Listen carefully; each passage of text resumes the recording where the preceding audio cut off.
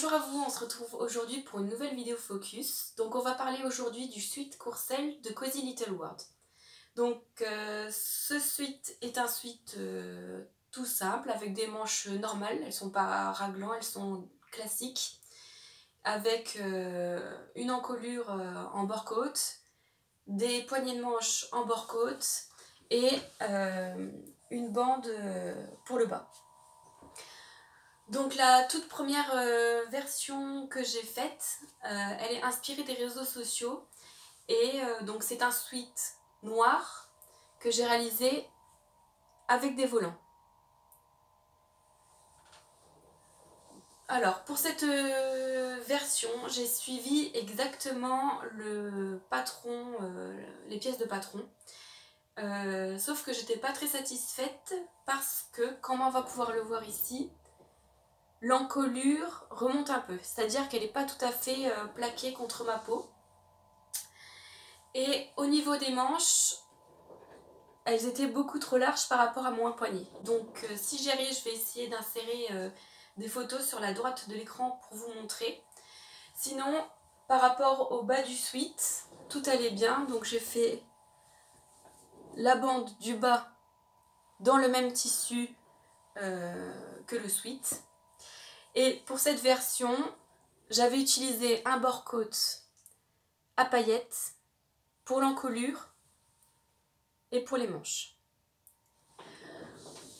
Donc suite à cette version, j'ai décidé de modifier l'encolure et les manches, disons les poignées de manches. Donc pour les manches c'était tout simple, j'ai calculé l'excès de tissu que j'avais en trop et j'ai réduit ma bande de manches. Et pour l'encolure, par contre, ce que j'ai fait, c'est que pour avoir... Parce qu'en fait, donc si je récapitule, la bande d'encolure, en fait, la longueur de la bande d'encolure est fonction de l'élasticité du tissu. Donc c'est pas le patron qui est mauvais, en réalité, c'est que il faut adapter le patron en fonction de l'élasticité du tissu qu'on utilise pour la bande d'encolure. Donc ce que j'ai fait, c'est que j'ai recalculé la longueur de la bande d'encolure en fonction de l'élasticité du bord-côte, parce que pour toutes les versions que je vais vous montrer, j'ai utilisé du bord-côte. Et pour ce faire, j'ai utilisé le livre Coudre le stretch de Marie Poisson, qui explique très bien en fonction de l'élasticité du tissu quelle longueur d'encolure, quelle longueur de bande d'encolure il faut pour une encolure ronde de ce type.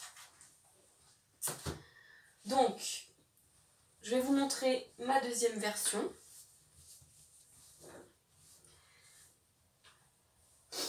Donc, elle est comme ça.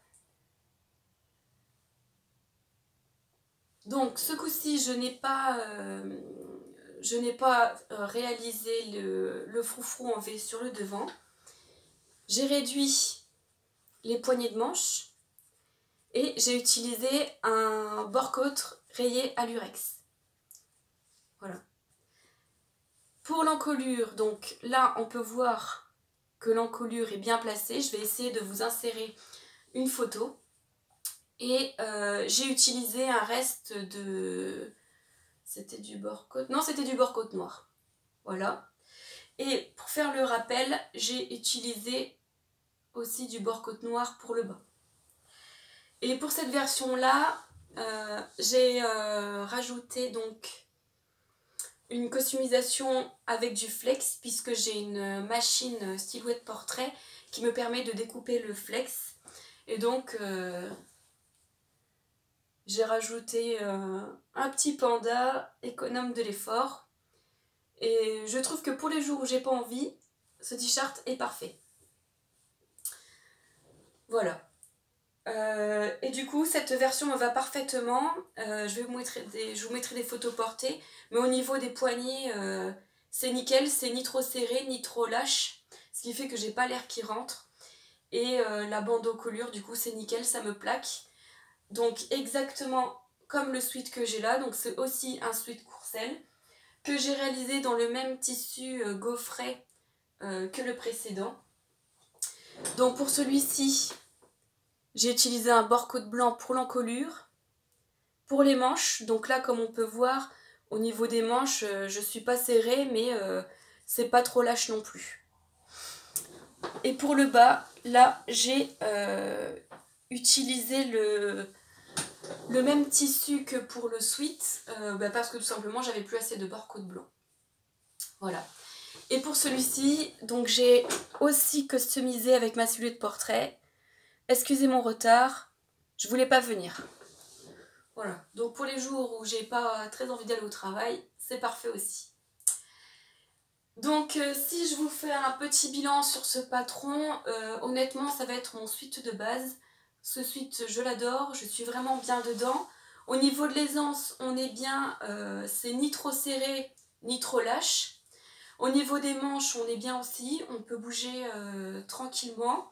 La seule chose à laquelle il faut faire attention, donc c'est cette bande d'encolure. Il faut surtout bien penser à la recalculer, enfin à recalculer la longueur de la bande d'encolure pour chaque type de tissu qu'on utilise pour la bande d'encolure.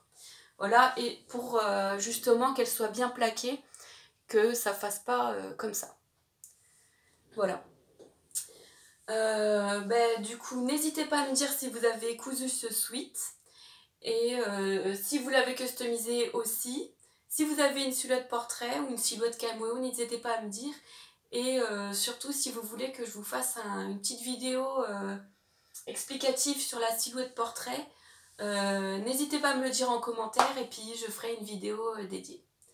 Je vous souhaite une bonne journée, une bonne couture et à bientôt.